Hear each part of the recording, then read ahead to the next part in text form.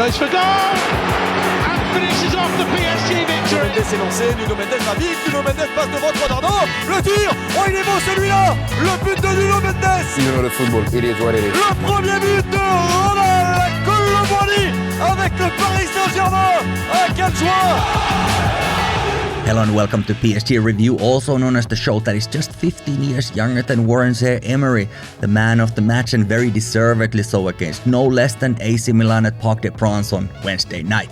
Also known as the show that insists that it still has place in this operation, a bit like Marquinhos with his armband, and I won't quite yet say that he's back to his best because his best, as we still remember, is absolutely immense, but he has had a great start for the season and against AC Milan he was solid as the iconic concrete at Parc des Princes' exterior.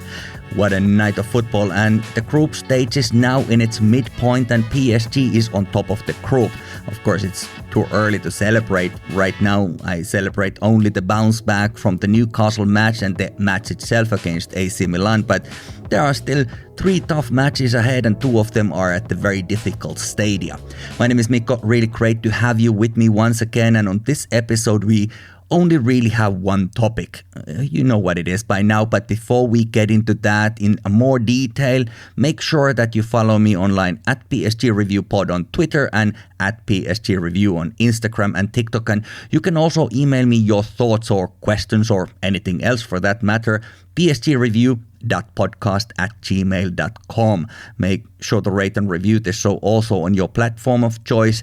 That is always a great help for an independent podcast like this one, but more than anything, thank you so much for listening. Are we good? Are we ready? Let's get into it all. Somehow this season I haven't felt too nervous about PSG. I don't know why, but I think it's because we have such a new project which is only starting really. This has been one of the biggest overhauls since the QSI takeover, with many new players and new coach who is implementing his thoughts and instilling the identity he wants the team to have. And none of these things are instantaneous. Change can take long time. So while I want to see the results and I'm certainly hoping for the best, I don't feel the nervous energy too much that I'm quite used to around our matches, and that very much applied to this match too. It's a positive sign. Perhaps even the most positive sign of this match was that Luis Enrique, who is considered by some as a fairly stubborn man, learned from his mistake in Newcastle. It's important to note there he didn't get his strategy right, but against AC Milan we were back to the same exact starting lineup as we were playing against Dortmund. We have a solid options on the bench to bring in, but with this current squad, this probably is the strongest starting 11. Donnarumma in goal, Hakimi and Lucas Hernandez defending and also of course attacking from their respective flanks with Marquinhos and Skriniar in between them. Manuel Ugarte, Warren Zaïre-Emery and Vitinha in the midfield, and Mbappe, Colomboigny and Dembele in attack. Like said, just like against Dortmund, and these 2 matches have probably been our best this season, all things considered. The match itself, it did not start too well. Actually, PSG was looking quite fragile, even if Milan didn't get any unmissable chances. They were constantly dangerous and we were struggling to get the ball to our forwards, much like against Newcastle. So it really didn't click immediately in any way, but at the same time, the team was doing good basic job and sustained all the pressure from the visiting side. This was always going to be a match where the scorer of the first goal was quite decisive.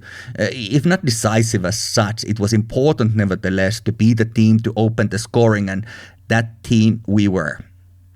Warren Zaïre-Emery, who I cannot say enough good things about, was bringing the ball up the pitch, being pushed and pulled by a Milan player all the way throughout the midfield, but it's not so easy to destabilize this guy. He showed his power, his balance and his technique as he pushed through and gave an assist to Mbappe, who controlled it, cut inside and did his trademark shot past the defense, and it went perfectly in the corner of the goal behind Mike Maignan, who was basically just standing still, unable to do anything about it. And this was the first goal that Mike Maignan and AC Milan conceded this season in the Champions League, so it's not nothing. We're talking about one of the best keepers there currently is, of course also a Titi Parisien, but there was absolutely nothing he could do about this. Kylian Mbappe makes scoring look very easy. Sometimes we forget how special it is what he does, but either way, PSG was in the lead 1-0. Then there was a second goal. It was a great play by Ugarte in the midfield, and the ball got to Dembele, who seemed very relieved to have scored his first PSG goal, but the VAR went back and cancelled this one because Manuel Ugarte's midfield tackle was seen as not in line with the rules of the game. I don't know. It was pretty much shoulder to shoulder.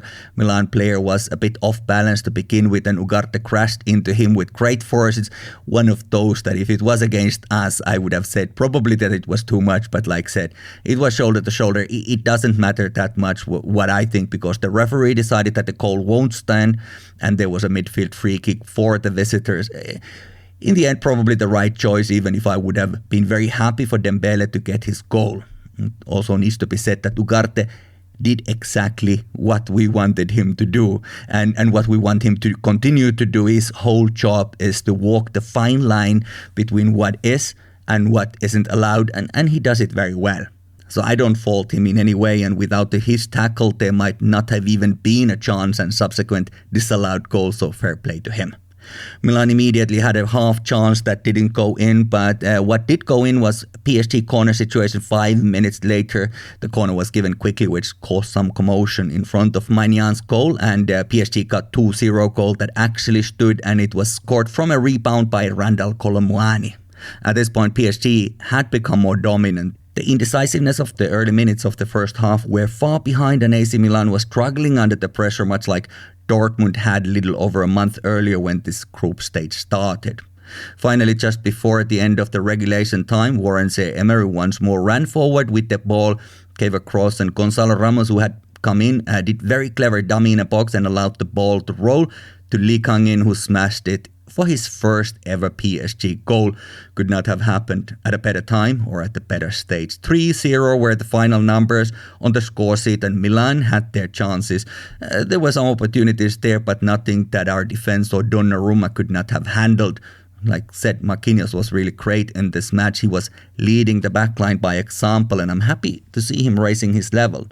The competition of this season has been very good for him, because when Nuno Mendes is back, and that won't be immediate situation, I know, but when he comes back, he will come back, and when he will come back, personally, I would start Lucas Hernandez as central defender, because he has been very good for us this early part of the season. Really one of our key players, great mentality in almost every match, and he has really played almost every match and almost every minute of every match. So as things stand, from my vantage point, it is Milan Skriniar who might have to rest a little bit more when the time comes, but I'm sure there will also be a fair amount of rotation, so everybody gets to play. And of course, there is that thing that tends to come, the injuries. So we will see if that happens, to whom it happens, if it does happen, and hopefully it does not happen, but at least we have some options now.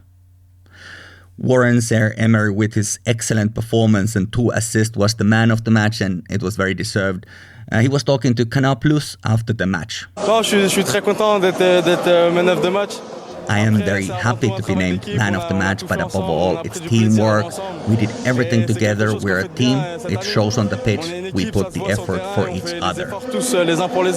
In the CBS studio, Thierry Henry also spoke about him, and Henry, of course, knows him pretty well by now, as he is the coach of France under-21s, where he hasn't just selected this 17-year-old to play, but immediately made him the captain of the team. People always talk about quality and youngsters and how good they can be with stepovers and whatever. He talked about Zaïre-Emery, and he talked about his professionalism, how much he loves the game.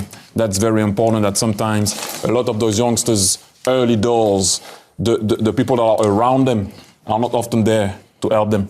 Warren has a family around him, tight, very close, and you can see that. And those type of players at times, especially at a young age, even after, needs to have this type of structure around them also to perform. And Warren has that on top of everything. So, like I said before, sky is the limit for this guy. Didier Deschamps was also in attendance, so we could imagine that it is matter of time, only that Zaïre-Emery will be selected in the full national team. Who knows, even if for the Euros for next summer. Of course, for us, the most important thing is the extension to his contract, and based on all the available information, that should be a matter of time.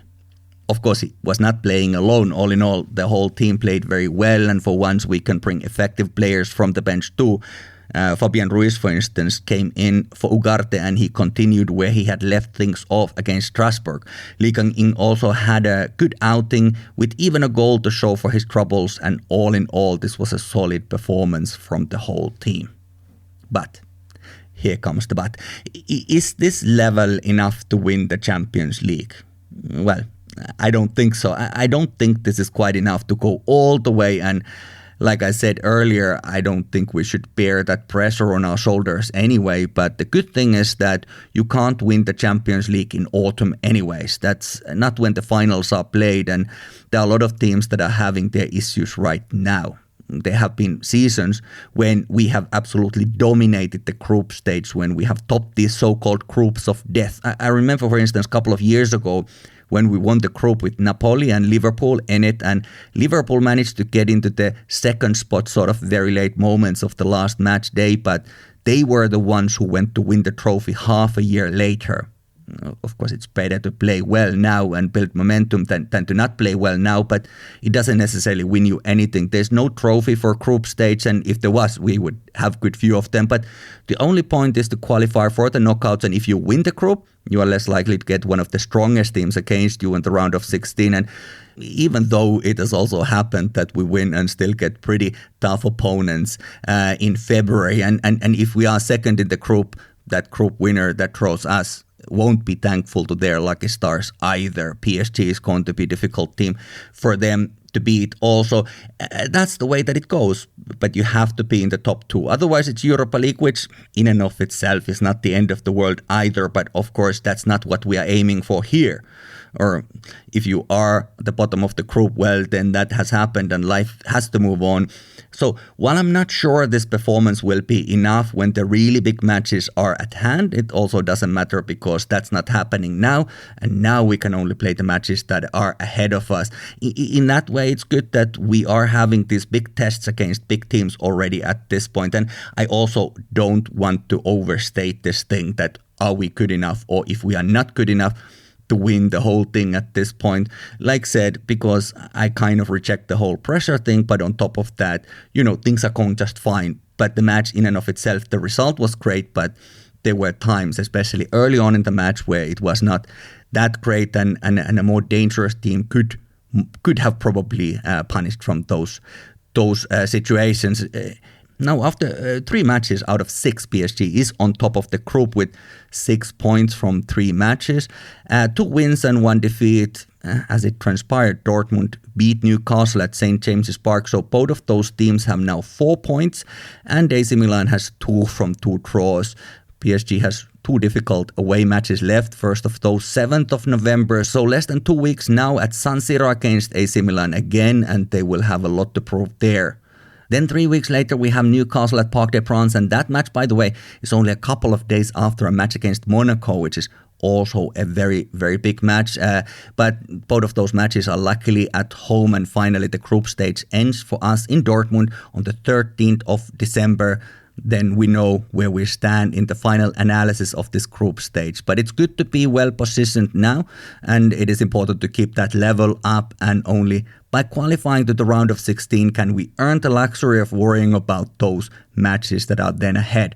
Only then we can start thinking about what is next after this patch.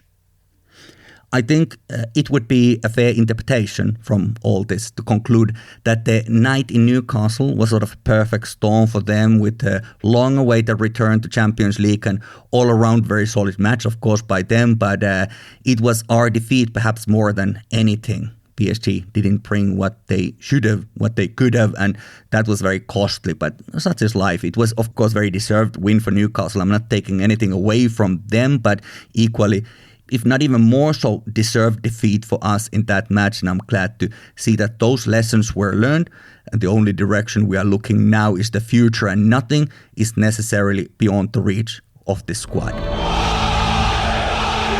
Yes, that is all from this episode. I'm genuinely very happy with what is happening on the pitch, and this was a great team performance. It's nevertheless good, and to be honest, with us PSG fans, it might even be necessary to do a little bit of a expectations management, because we like to get ahead of ourselves sometimes, but so far, so good.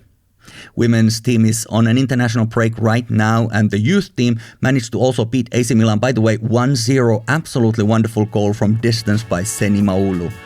In Ligue 1, we are back in action this coming Sunday on the road against the surprise team of the season so far, Stade Brestois. That match is an afternoon one, so probably early wake up in North or South America, but good news for the Asian fans who essentially miss most of the matches unless they want to stay up during the less sociable hours. But either way, it's an early kickoff here in Europe in the afternoon, and after that, we play against Montpellier at home on Friday following that. This autumn, pretty full on, so fingers crossed that everyone stays fit and healthy. Thank you so much for listening to PSG Review, and check me online at PSG Review Pod on Twitter and PSG Review on Instagram and TikTok. Rate and review, and until next time, peace.